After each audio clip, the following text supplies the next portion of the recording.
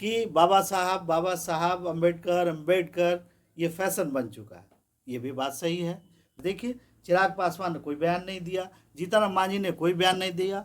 जहाँ तक सवाल है कि उन्होंने कहा एक बात कि इतना भगवान का नाम ले लेते तो कम से कम 7 जन्मों के लिए कम से कम आपको स्वर्ग मिल जाता। तो उनको जन सुराज का सवाल है।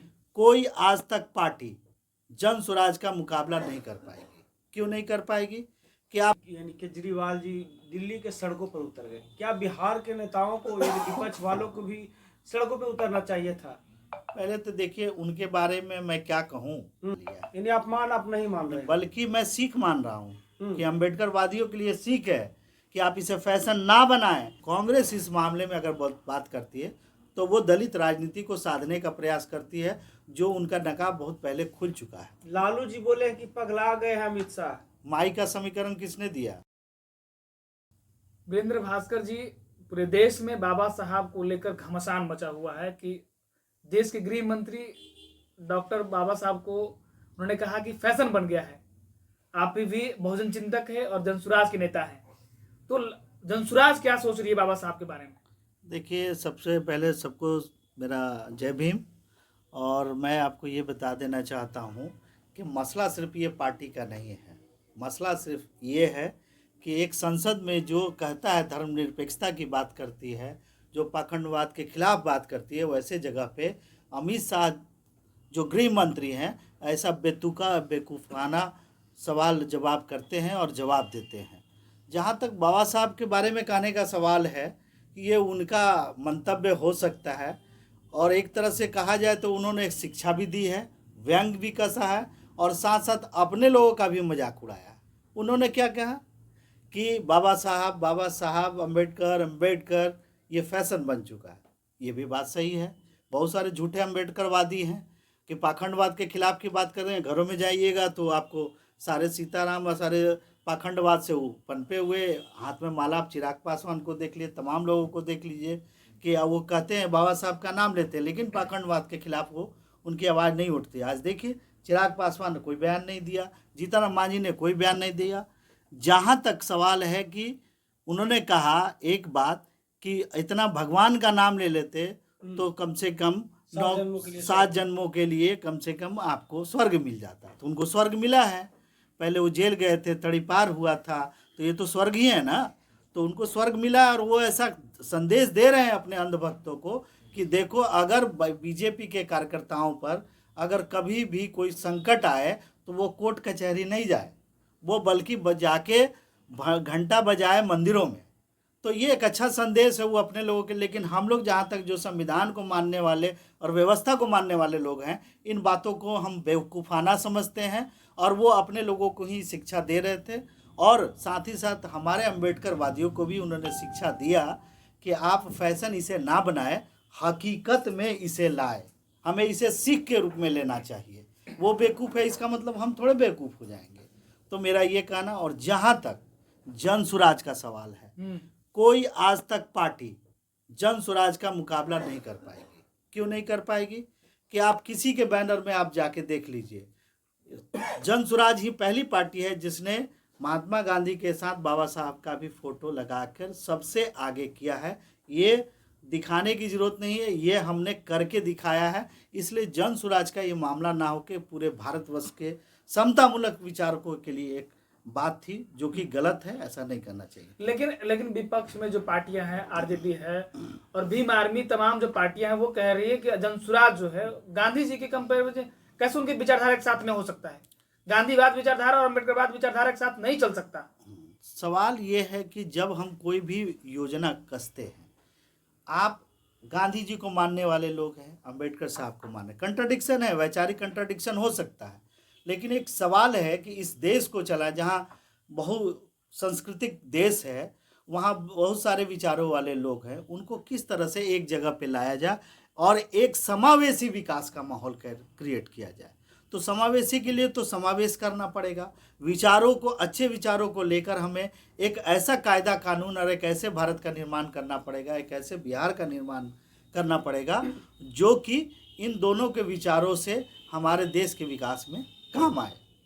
आम आदमी पार्टी के नेता यानी केजरीवाल जी दिल्ली के सड़कों पर उतर गए। क्या बिहार के नेताओं को यानी विपक्ष वालों को भी सड़कों पर उतरना चाहिए था?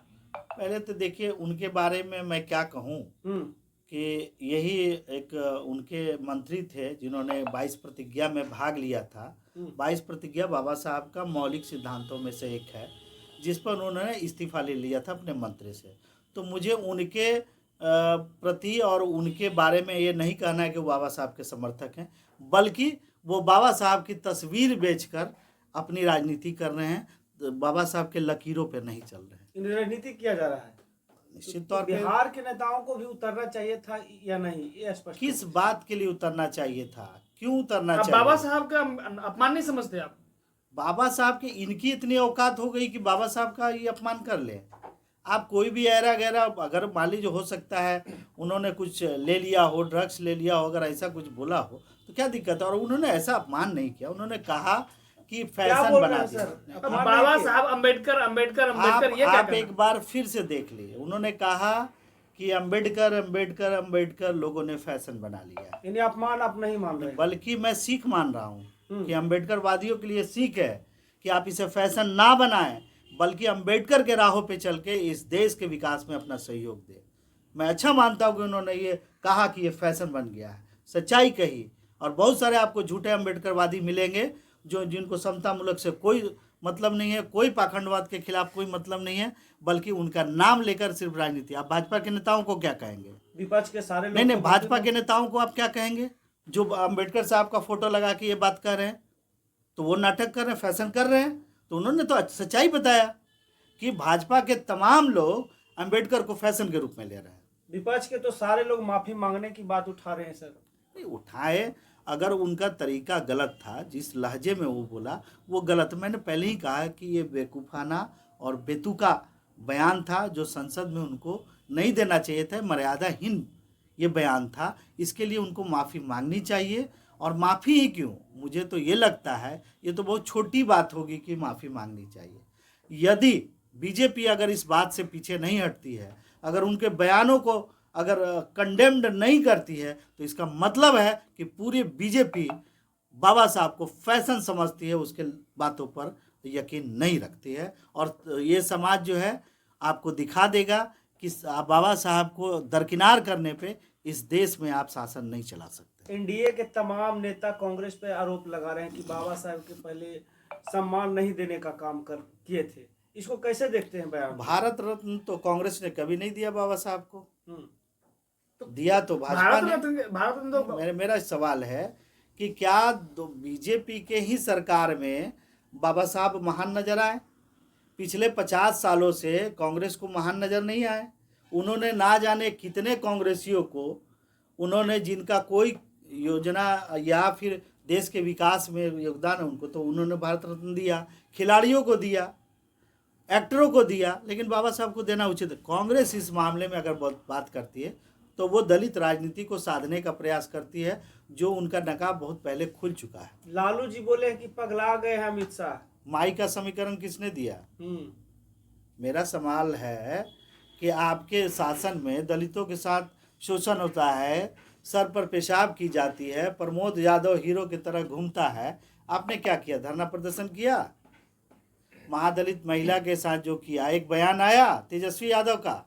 सवाल ये नहीं है, राजनीति ना करे, बाबा साहब का जो सम्मान है इस देश में और दिलों में है, उसका सम्मान का आपको सम्मान करना चाहिए, यही मेरी अपील हो। विपक्ष के लोग मतलब राजनीति कर रहे हैं, राहुल गांधी, तेजस्वी यादव, लालू यादव, तो तमाम विपक्ष के लोग राजनीति कर रहे हैं बाबा साहब के नाम पर। राजनीति ही नहीं बल्कि अपने आप को झूठा साबित कर रहे हैं खुद से। आपका जब शासन था तो आपने बाबा साहब के लिए क्या किया था?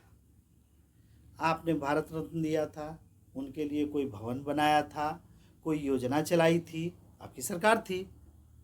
पंडित नेहरू के नाम पर खुल जाते हैं बहुत सारे पुल बन जाते हैं, बहुत सारे संस्थाएं खुल जाती है। बाबा साहब के नाम पे यूनिवर्सिटी नहीं खुलनी चाहिए थी? कांग्रेस से सवाल है, आरजेडी से सवाल है कि यहाँ जब आप बात करते हैं बिहार में दलितों के शोषण का, तो आप सरकार में रह के क्या किए? मुसहरों का बाल काटे, डोम को जाके नहलाए, ये काम था कि आपने कानून क्या बनाया? आपने कहा कर्पूरी साहब के आप चेले थे, कहाँ आपने कहा कि हर दलित बस्तियों में बंदूक फ्री लाइसेंस किया जाए?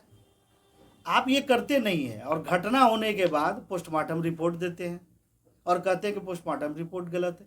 सवाल ये है, अगर जन सुराज के माध्यम से आप समझना चाहते हैं तो समझिए हम व्यवस्था परिवर्तन की लड़ाई लड़ रहे हैं, हम सत्ता परिवर्तन की लड़ाई नहीं लड़ रहे। ये जो सोच है, जो बेवकूफ़ बनाने का जो ये पूरा नज़रिया है, उसको बदलने के लिए हम प्रयास कर रहे हैं और हमारा पूरा प्रयास होगा कि हमारी सरकार जब आएगी तो ये जान के समझिए कि ये सारी जो गलतफहमियां ऑटोमेटिक दूर हों। मतलब दलित के हर बस्ती में आप बंदूक दिलवाएंगे?